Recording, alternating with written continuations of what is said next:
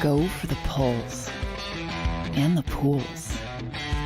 Go for the oohs and the ahs. Go for the bubbles and the bubbly. Go for the story and the stories. Go for the win. Go to Ocean Casino Resort. Book your trip at theoceanac.com.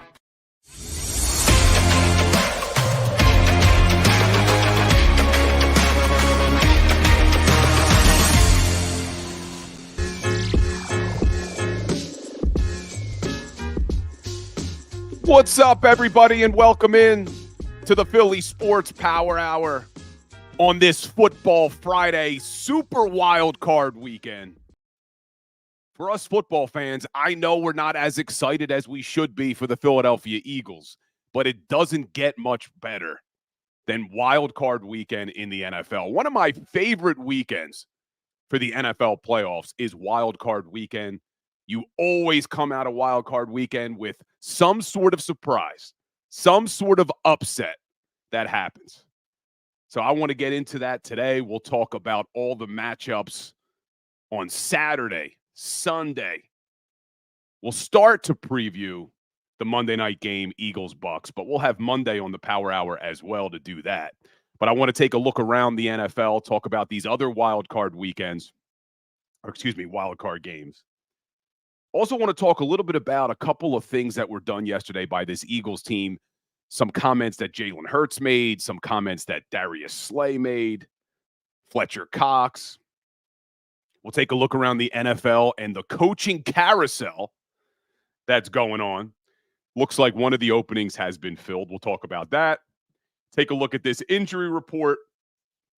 And that'll probably be it for the Philly Sports Power Hour today. But we are streaming live on the JAKIB Sports Network on YouTube. We are also live right here on TikTok. So what's up to the TikTok crew? But let me get a little roll call from the Philly Sports Power Hour crew. Let me see who's in the house today. We got David Laprati Jr. Good morning. Bridget Tobin is back from the dead. She had the flu. Something's going around. And for those of you guys who were here the other day when my boy Leo came in sick, appreciate the concerns. A lot of you guys were asking how he's doing. He's doing well. But Bridget, my fiance, she also had it. Everybody in my house, my son, my daughter, my fiance, everybody had the flu. Somehow, knock on wood, your boy is still holding strong. I have not gotten it yet. So I'm hoping that can continue. Thunderbird, good morning. Wayne Miller, good morning. Jared Ford, what is going on, my guy? Good to see you. But is anybody, if you're here in the chat, if you're here on TikTok, if you're here on YouTube, is anybody starting to get excited for Monday? Listen, if you follow this show, you know that I am down on this football team. You know that I'm not confident that they're going to be able to do much in the playoffs. But I'm starting to get excited for Monday night. And I think we should allow ourselves to get excited, guys. We wait all year for this. We wait all offseason for not only the regular season, but more importantly, the playoffs. And we do have a playoff game on Monday night.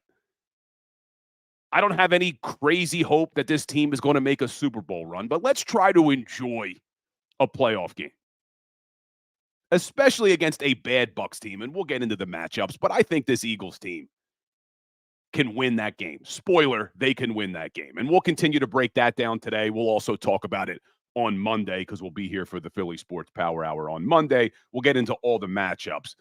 And I'll give you my prediction on Monday. But I'm telling you right now, as crazy as you may think I am, the Eagles will win on Monday night in Tampa. They will.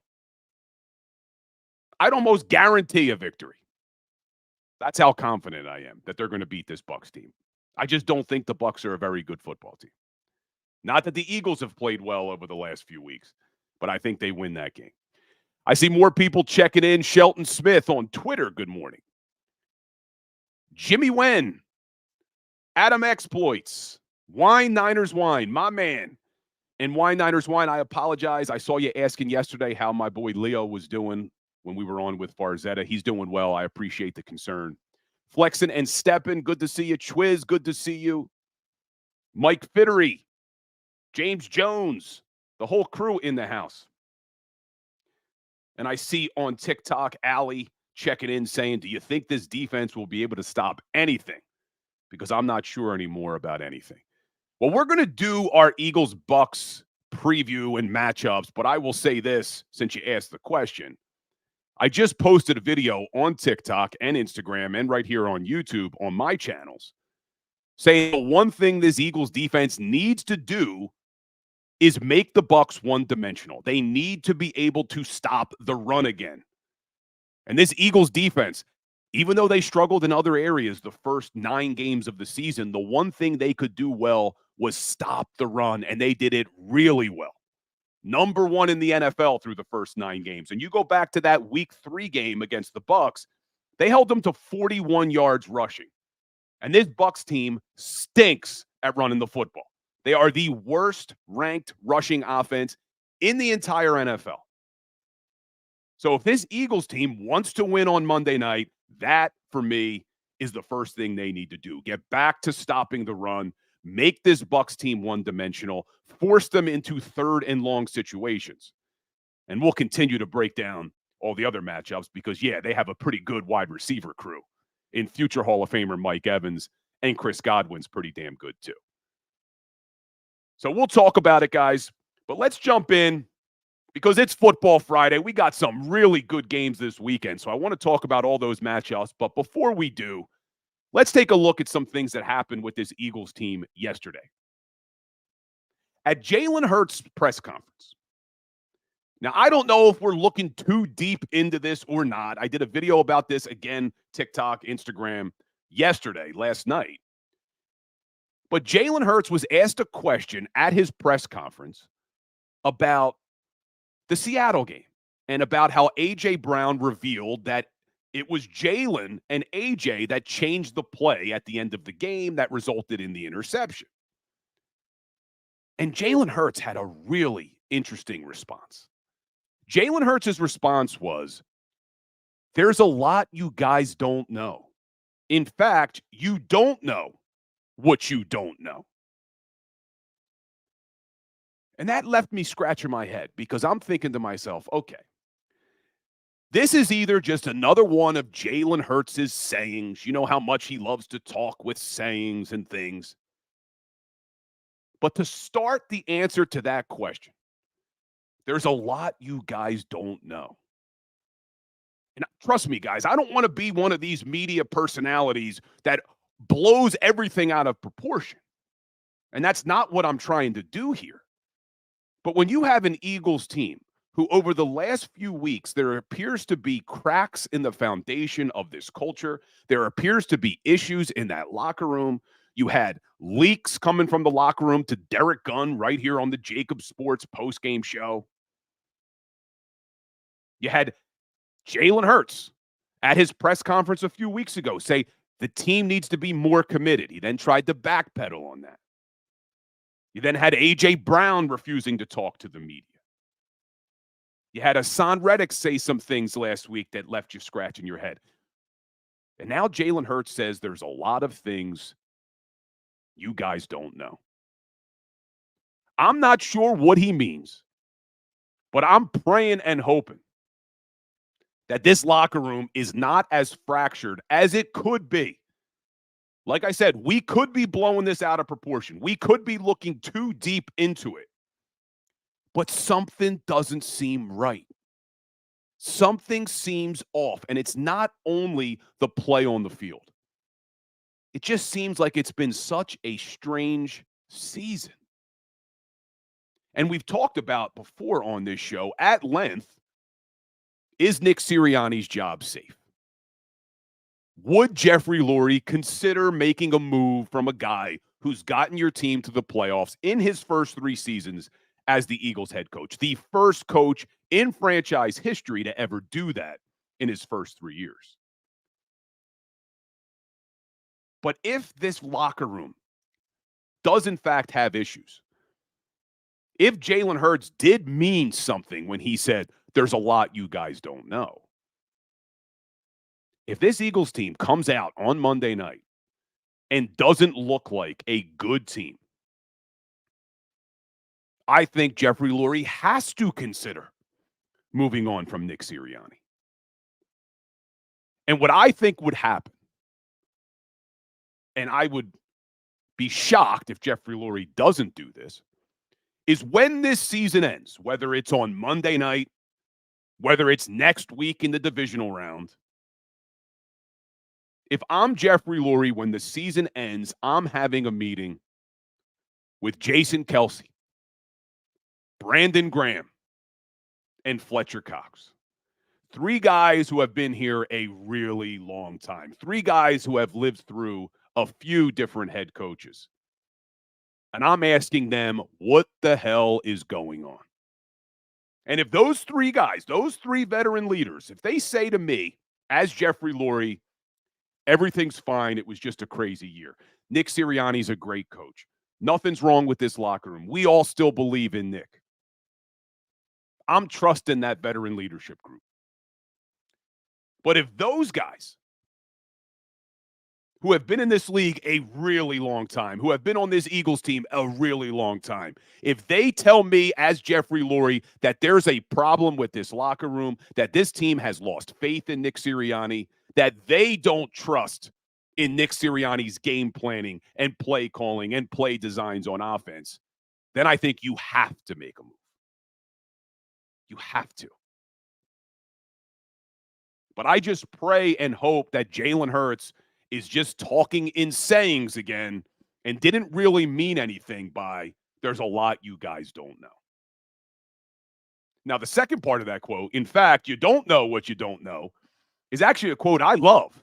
I used to use that when I was in business all the time. So for some of you guys, you may know I used to own a law firm. And I used to talk about data and say, you don't know what you don't know. Because you may not even know numbers and things. You may not even know where your blind spots are because you don't know what you don't know. So I like that saying. But is this indicative of a bigger problem in that locker room? I hope not. But I think we'll find out a lot on Monday night. I think you'll see how this team responds on Monday night because they haven't responded in weeks. They didn't respond after the Niners. They didn't respond after the Cowboys, after the Seahawks, after the Cardinals. But do they finally respond now on Monday night? And I think you'll be able to tell a lot by body language in that game. And then Darius Slay, who just can't keep his foot out of his mouth.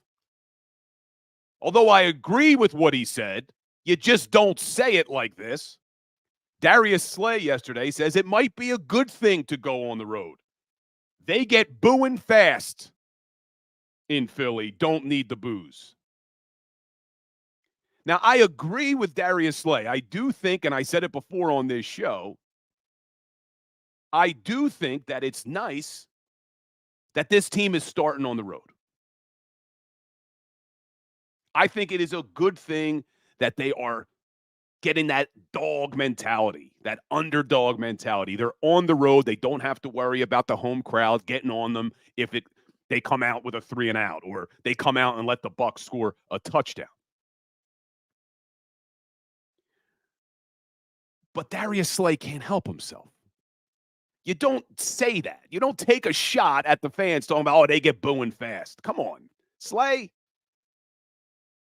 How many times this season has Slay put his foot in his mouth with saying one thing or another, or they have a bad game and he just wants everybody to know it wasn't him who had a bad game? And now you're going to talk about the fans booing. But I don't disagree with his point. And I do think it is a good thing for the Eagles to be on the road. I just do. The way this season has gone, the way things have gone in Philadelphia, how anxious this crowd would be if they gave up an early touchdown or went on a 3-and-out. I do think it's good they're starting on the road. And I see you, Nathan. We'll talk about Kansas City in a second. We'll get to all the NFL matchups. So I see you asking about KC. We'll get there. And then another comment that was made yesterday. This one was kind of funny. Fletcher Cox, when he was interviewed at his locker, he wanted it to be known, we practiced today, Hargrave, is what he said. Because some of you guys may have seen Javon Hargrave was on a podcast. They asked him some of the differences between Philly and San Francisco. He talked about how much harder they practice in San Francisco and that practicing in Philadelphia was easy. So Cox wanted it to be known, hey, we put on the pads today, Hargrave. Now, I'll say this because I know a lot of people are making comments about that, about Javon Hargrave talking about how, oh, they practice so much harder in San Francisco. Listen, I don't agree with a lot of things Nick Sirianni has done this season. I don't like where this team is. But they practiced the same way last year, and they made it all the way to the Super Bowl, and everybody was touting this coaching staff because they had all 22 starters from opening day appear in the Super Bowl. But when you're not winning, everything is a problem. Oh, they don't practice hard enough. That is not a problem I have with this team. I am completely okay with them not practicing really, really hard, quote unquote. And I do think they practice hard, but yes, they have short practices. They have a lot of walkthroughs. But guys, I can tell you from firsthand experience, and I never played at the pro level, not even close. But when I played college football, it was before the NCAA passed the rule that you couldn't have back-to-back double sessions in training camp, that you couldn't have triple sessions. And we used to get our asses kicked. We used to go double sessions, triple sessions, all through camp. By the time the season started, my legs were shot. And we used to have hard practices all week long. And by game day, you don't feel great. You don't feel 100%. And you got guys who are over 30 years old. That's not young in the NFL. So I'm okay with keeping these guys off their feet. I'm okay with keeping these guys fresh.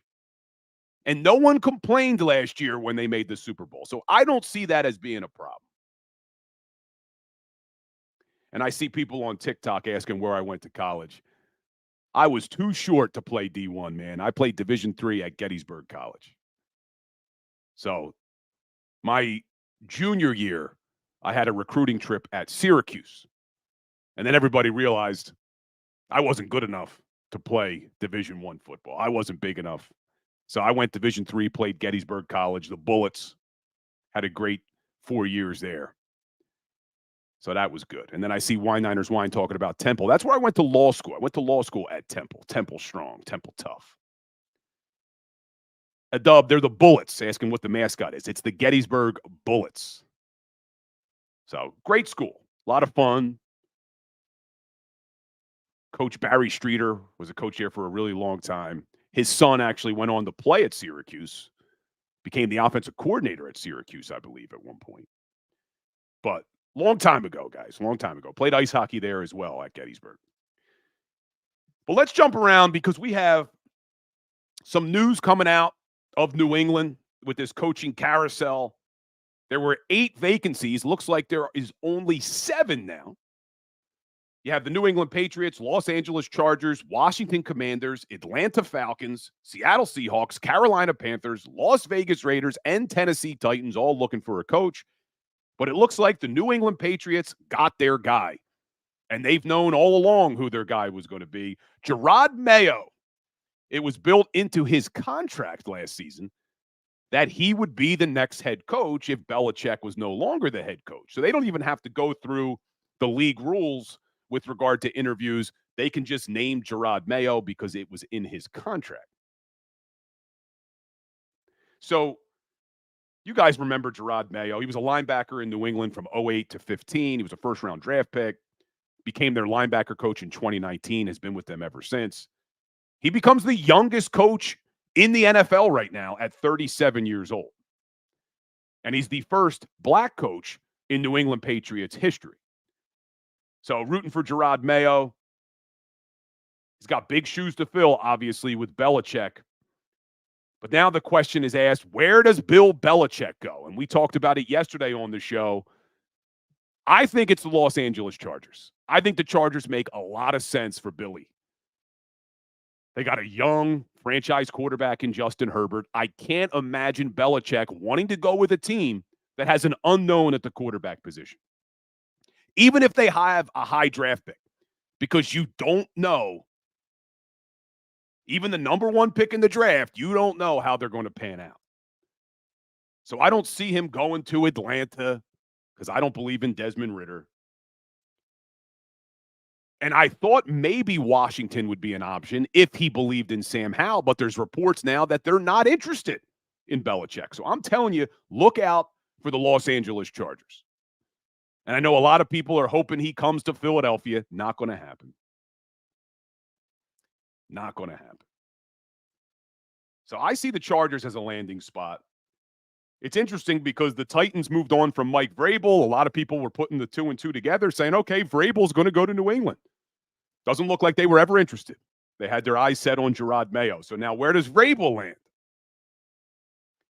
What I'd love to see happen is Vrabel not get a head coaching job anywhere and become the DC in Philly next year. That's a pipe dream, though. That is certainly a pipe dream. But we'll see. A lot left to find out about these coaches, and there may be more than just 8 head coaching vacancies because there's some reports that Mike Tomlin may not stay in Pittsburgh. There's some reports that Todd Bowles, depending on what happens on Monday night against the Eagles, the Bucs may move on from Todd Bowles. So you never know. There could be playoff teams that decide to move on from their coaches. And then obviously, we talked about it a few minutes ago, depending on what happens, could the Eagles be looking for a head coach? A lot to figure out this weekend, guys. We'll see what happens. Flexin and Steppin on YouTube says he thinks Harbaugh is going to the Raiders. You see, I don't think so. I don't think so. Look, if I'm the Raiders, I don't see how you don't give that job to Antonio Pierce. He has earned that job. And a couple of years ago, they made the mistake. They named the interim head coach, and I'm forgetting his name now. If you guys remember who it was, comment in the chat. But they had the interim head coach that all the players wanted. They played really hard for him. The Raiders decide to go in a different direction. They bring in Josh McDaniels. And look how that worked out. I don't think you make that mistake again if you're the Las Vegas Raiders. I think you keep Antonio Pierce. They played really hard for that guy down the stretch. But we'll see. We'll talk about it. We'll keep monitoring it, see what happens. You may get some news today. But this just reminds me again, I talked a little bit about it on Wednesday. I can't stand that the NFL allows this to go on. I cannot stand that the NFL permits teams to interview coaches that are still coaching. It would be so simple for the NFL just to say the season ends Super Bowl Sunday, and you can start your interview process Super Bowl Sunday. Because now there's reports that Brian Johnson, believe it or not, the guy that almost all of Philadelphia wants out of here, our offensive coordinator, there's talks that the Panthers not only requested an interview, but so did the Tennessee Titans.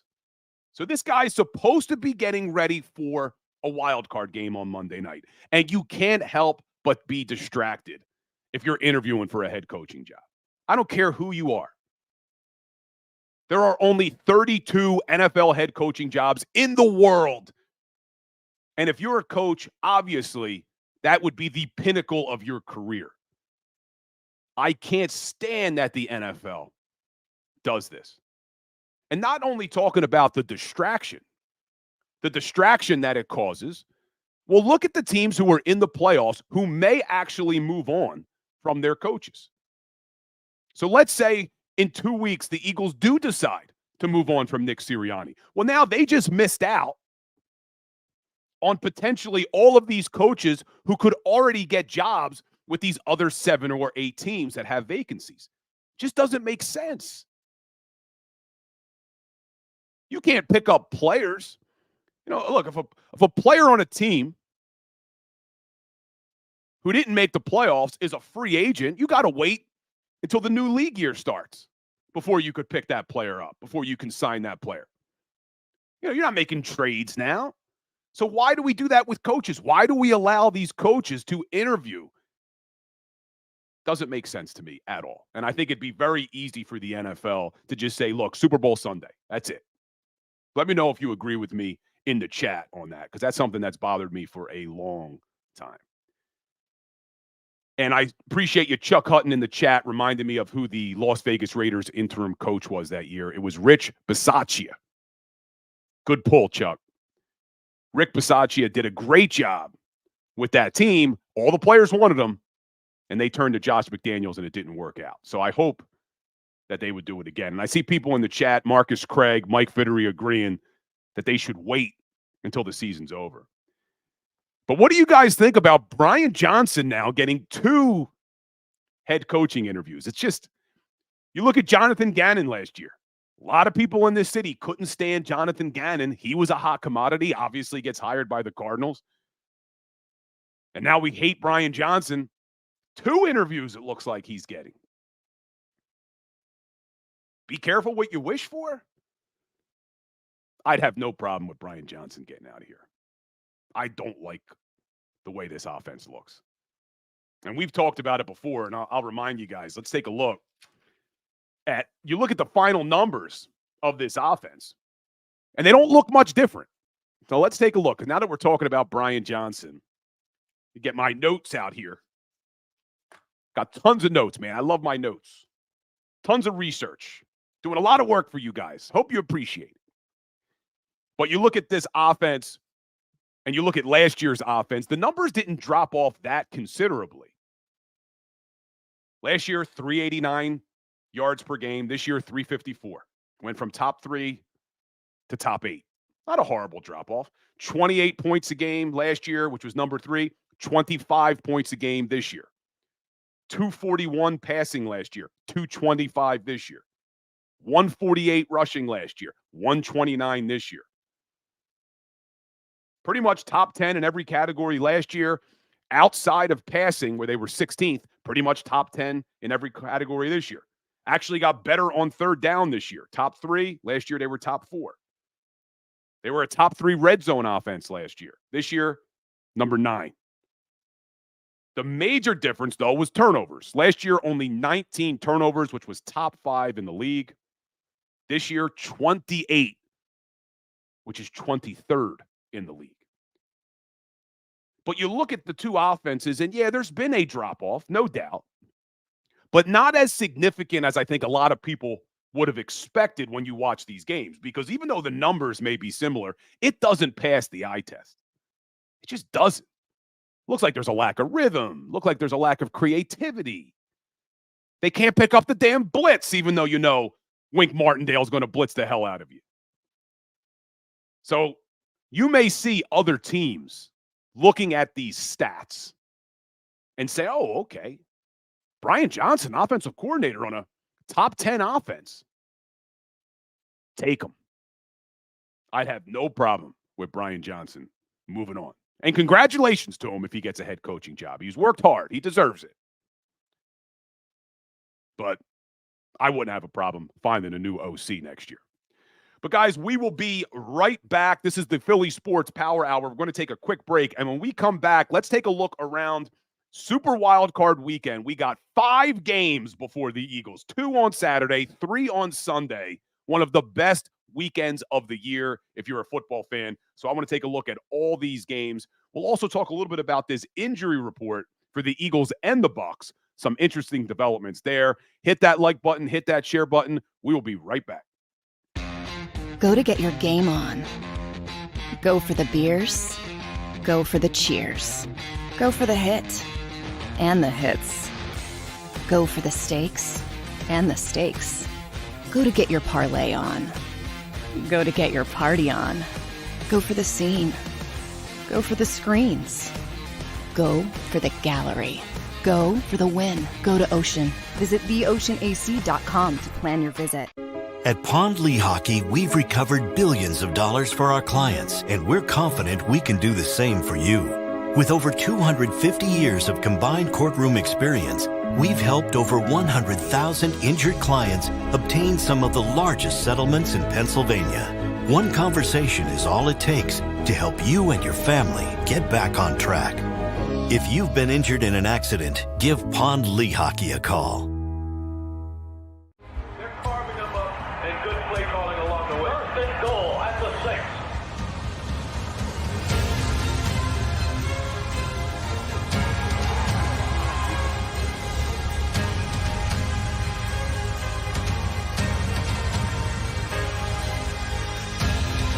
On the field of life, First Trust Bank is there for you. Champions on 3. 1, 2, 3. Because Philadelphia dreams deserve a Philadelphia bank.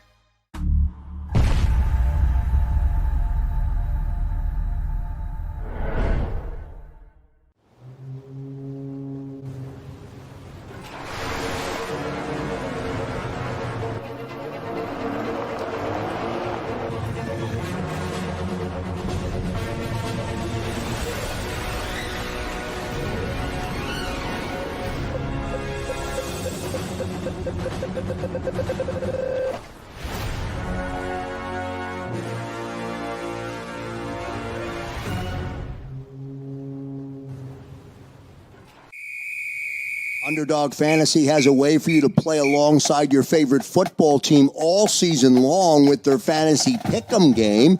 You pick between 2 to 5 players, select whether they'll go higher or lower on one of their stats, then do what you usually do on a Sunday, watch the games. You can win up to 20 times your money in a single game by going 5 for 5. It's a fantasy game, and the Sports Betting Show wants you to get involved. Go to UnderdogFantasy.com. When you sign up, use the promo code WIN, and Underdog will double your first deposit up to $100. That's UnderdogFantasy.com. Use the promo code WIN. Do you stream on a Roku, Fire Stick, Google TV, or Apple TV? Now you can watch 6ABC 24/7 with the 6ABC Philadelphia streaming app. And the big story on Action News? Search 6ABC Philadelphia and start streaming today. EAGLES, Eagles.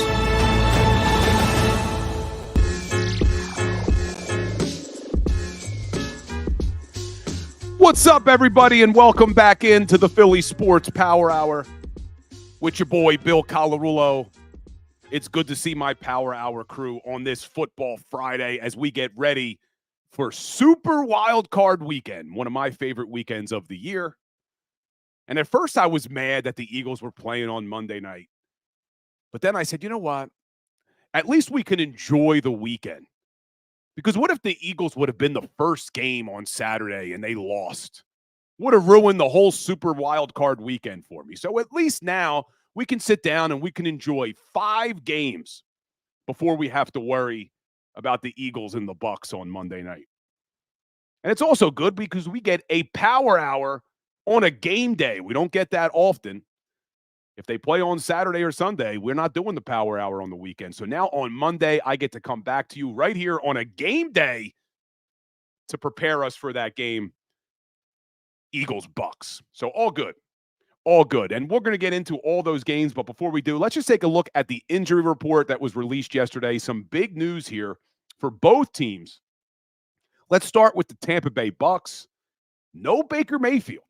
Did not participate. Now, they did a walkthrough yesterday, the Bucs, but Mayfield was already battling a rib injury, picked up an ankle injury in the last game of the year. So Mayfield did not practice. So that's the Bucs starting quarterback. Now you look at the Eagles starting quarterback. Jalen Hurts did practice, but in a limited capacity. Still hasn't tried to throw a football with that dislocated finger on his throwing hand.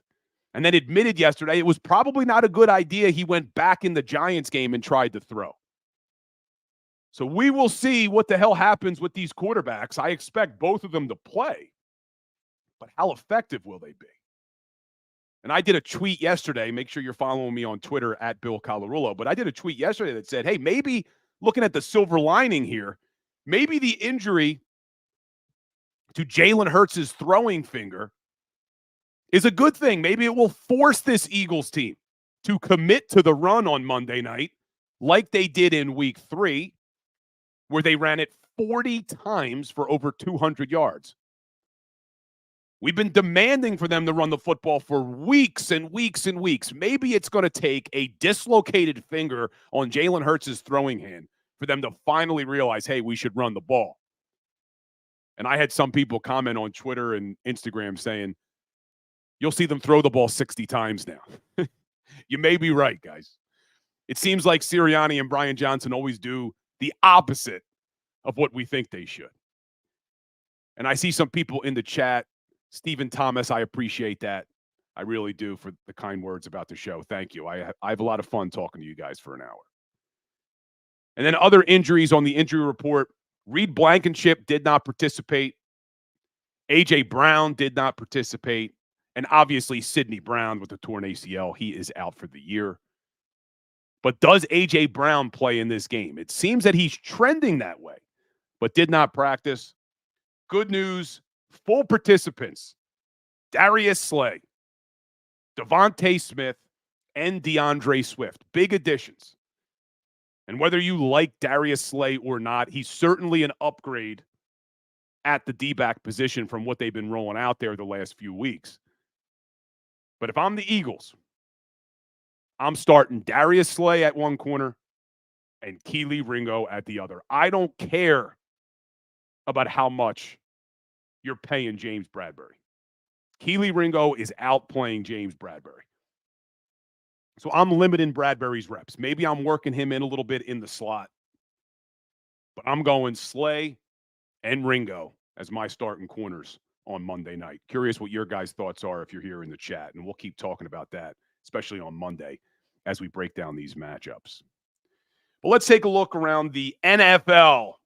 A lot of games tomorrow and Sunday. So it's going to start Saturday, 4:30. The Cleveland Browns at the Houston Texans. Should be a great game. And I like both of these teams. I really do. I'm rooting for both of these teams. Whoever comes out of that game, whoever wins that game, I'm going to be rooting for them probably the entire AFC playoffs because both of them have great stories. You look at the Cleveland Browns. It is amazing what Kevin Stefanski and this Browns team has been able to do with, I think they're on their 5th quarterback. That is unheard of in the NFL. Teams usually can't survive losing 1 quarterback, let alone 4. And local guy Joe Flacco is slinging it right now. Absolutely slinging it. Love Cleveland. But I also like the Houston Texans, man. Great story. DeMeco Ryans, rookie head coach. C.J. Stroud, rookie quarterback. Unbelievable. Kid looks like an absolute superstar. But that should be a good game. Cleveland has the best defense in the NFL. The best. And their defensive coordinator, you may recognize the name, Jim Schwartz, used to be in this town. Helped us win a Super Bowl. His defense didn't do much in Super Bowl 52. But they definitely helped us win a Super Bowl. But that should be a good game. You got the best defense in the NFL in Cleveland. Joe Flacco, he's won 4 games in a row. Obviously, he didn't play the last game of the year. They were already locked into the 5 seed. But Joe Flacco's won 4 games in a row. He's thrown for over 300 yards in all 4. The Browns are averaging over 30 points a game in those last 4 starts. But Houston's got a little mojo too. They've won 2 games in a row, and they backdoor their way into AFC South champions with Doug Peterson and Trevor Lawrence blowing the AFC South. You didn't think the Texans were going to win the AFC South, but they pull it out. So that game, Cleveland on the road, is a 2-point favorite. And as much as I like C.J. Stroud and DeMeco Ryans and would be rooting for them if they get past the Cleveland Browns, because I do really like their story. I think C.J. Stroud is a great kid. Man, did the Panthers make a mistake taking Bryce Young over Stroud. Not saying Bryce Young may not develop into a good quarterback, but this kid, C.J. Stroud, looks like a generational talent at the quarterback position. Great leader, says all the right things. But I'm going Cleveland in that game. I just think the Cleveland Browns defense is too good. Joe Flacco looks like he may take this team all the way to the Super Bowl like he did the Baltimore Ravens a few years back. Cleveland -2. I'm taking Cleveland -2 in that football game. So I'm going with the Browns -2. I'm going to remember these so I can tell you whether I was right or wrong on Monday. But we're going Cleveland Browns -2. Joe Flacco keeping the dream alive. Jersey Joe winning that game in Houston. If you guys are here in the chat, let me know what you think. I see on TikTok, I have faith in my team. Texans got it this week. Flexing and stepping. Browns might make it to the AFC title game, but no Super Bowl. They would have a tough road, the Cleveland Browns. Obviously, they'd have to go on the road. Same seed as the Eagles are. They'd have to go on the road every single week. I could see the Cleveland Browns beating everybody in the AFC. Obviously, they'd have a tough time against the Baltimore Ravens. But division opponent, never easy. Those games are always, always tough. So the Cleveland Browns could beat the Ravens. I think the Ravens are the better team. But I wouldn't count the Browns out of any game with how good that defense is. So that's the 4:30 game on Saturday. I'm taking Cleveland -2 over the Texans, but I would be happy if the Texans win that game. Either way, I'm rooting for the team that comes out of that game. I like both teams. Saturday night, 8:15, the Miami Dolphins are in Kansas City against Andy Reid, Patrick Mahomes, and the Kansas City Chiefs. And cold is an understatement for that football game. With the wind chill, they are calling for a -30-degree wind chill in Kansas City on Saturday night. And I know everybody automatically assumes that that is a bad thing for the Dolphins, that the Miami Dolphins, they come from warm weather. That's going to hurt them. Let me tell you something. Having played in cold weather in the past, that hurts everybody. Nobody likes playing in -30-degree weather. Every time you hit somebody, every time you try to tackle somebody, it freaking hurts. So I don't necessarily think that the -30 helps anyone as far as, oh, well, the Dolphins are from a warmer climate. I think both teams will be affected by that weather. But where it will hurt the Dolphins more than it will hurt Kansas City, and not simply because the Dolphins are from Miami, but the Dolphins have a high-powered speed offense. And that cold weather is going to slow everything down. Everything. So I don't see the Miami Dolphins, as good as that offense is, being able to go on the road in Kansas City and dominate the way they've dominated other teams. I agree with Flexen and Steppen in the chat saying it's going to be a low-scoring game. That's what I expect as well. Because that speed you're used to seeing from the Dolphins, you're not going to see in -30-degree weather. And both teams are kind of going in opposite directions anyway. Miami has lost 2 straight. The Chiefs have won 2 straight. And as good as the Miami Dolphins offense is at number 1, they're going up against the number 2 defense in the league. And those of you guys who have paying attention to the Kansas City Chiefs, everybody knows the Chiefs, and everybody thinks about Patrick Mahomes and Travis Kelce and the great offensive mind, Andy Reid. But the strength of that Chiefs team right now is their defense. Number 2 defense in the league. Steve Spagnuolo has those guys playing really well. So that's why I'm going with Kansas City in that game. Kansas City is a 4.5-point favorite. I'm taking the Chiefs even with the -4.5 because I just think cold weather, a really good Chiefs defense is going to be able to shut down the Miami Dolphins. And as I don't want to say as bad because the Chiefs offense is still a top 10 offense, but even though the Chiefs offense isn't what you remember, I'm still putting my money on Patrick Mahomes and Andy Reid in the playoffs at home in a wild card matchup. And I see some people in the chat saying the Dolphins. Rogue talking about on TikTok, but their run defense is 18th in the league. Very true. But I just don't think you're going to see this Dolphins running game that relies on so much speed have as much success in negative 30 wind chill weather. That's just my position on it. We will see. But I'm taking Patrick Mahomes minus 4.5 at home against the Dolphins. And then the other over-under on that is how many times are they going to show Taylor Swift in the stands? You know, and I was a guy who was getting so annoyed about that.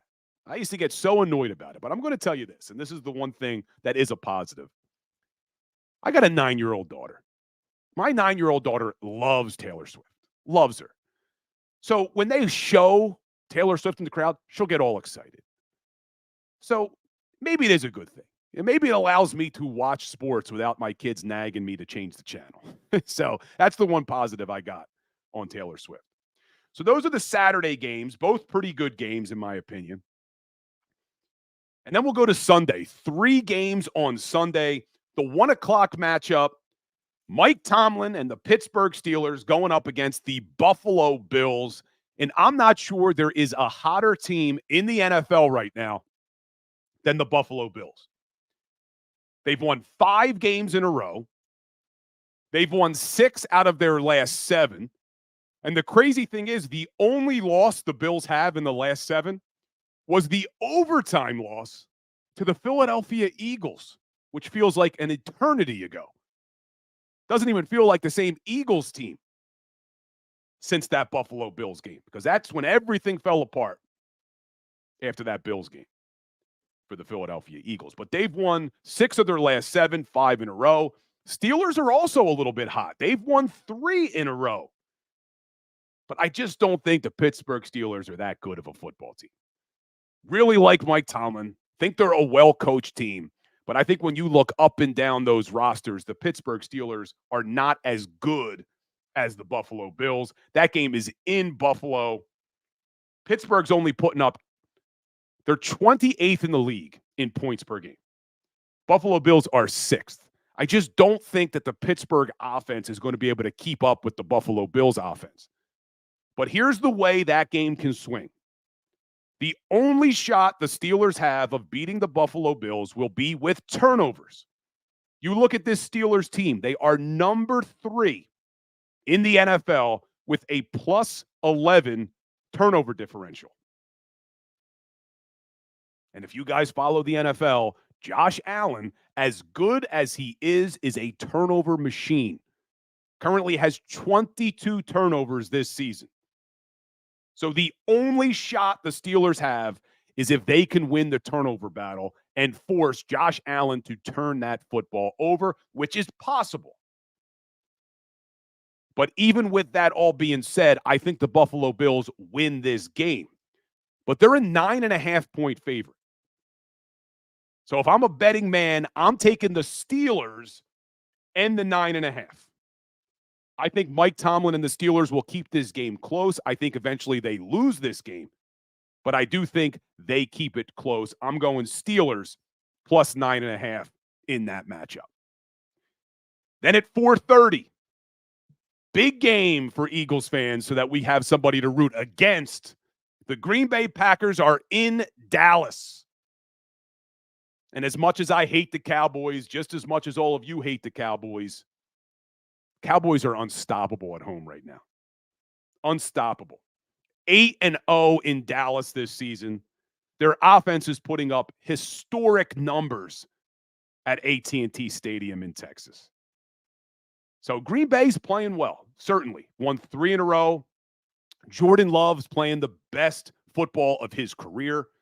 Looks like he has real potential to be a quarterback in this league. Really like what I've seen from Jordan Love over the last few weeks.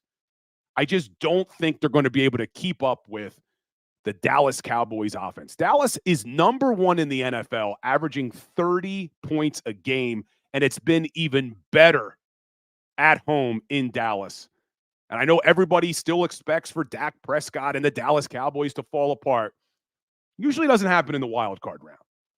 Maybe next week in the divisional round. But they still have had some success in the wild card round. It's the divisional round that they usually fall apart. But I have the Dallas Cowboys, even though they are 7-point favorites in that game, I have them covering the 7. I think the Cowboys win big, unfortunately, against the Green Bay Packers. I just think they're unstoppable in Dallas. And then that brings us to the 8:15 game. And this is my dog of the week right here. You got the Los Angeles Rams in Detroit against the Detroit Lions, the first playoff game ever at Ford Field. Well, I think the Rams are going to spoil that game for the Lions. Los Angeles Rams are playing really well right now. Winners of 4 in a row. Sean McVay, still a great offensive mind, great head coach. Matt Stafford can still sling it. He's got weapons. Puka Nacua, unbelievable rookie wide receiver. Cooper Kupp can still play, can still make plays. And I think it's going to just be a little bit too big of a moment for the Detroit Lions. I just don't think they're ready. And you look at that Detroit Lions defense, 27th in the league against the pass. I expect Matt Stafford and Sean McVay to dial up some big plays against that Lions pass defense. I'm going with the Rams in that game. I think the Rams are going to upset the Detroit Lions. I think Jared Goff is going to try too hard. He's going to be pressing a little bit in that game. His old team, the team that gave up on him, the team that traded him away, I think he's going to try a little bit too hard. He's going to make some mistakes in that game. I'm taking the Rams. Even though they're a +3, I'm going money line on the Los Angeles Rams. Take the money line.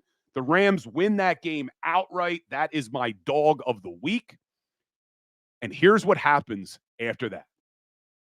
When the Rams upset the Detroit Lions, like they will on Sunday night, that means the LA Rams go to San Francisco next week, which means if your Philadelphia Eagles do what they should do and win on Monday night in Tampa, they will be in Dallas for the divisional round next week.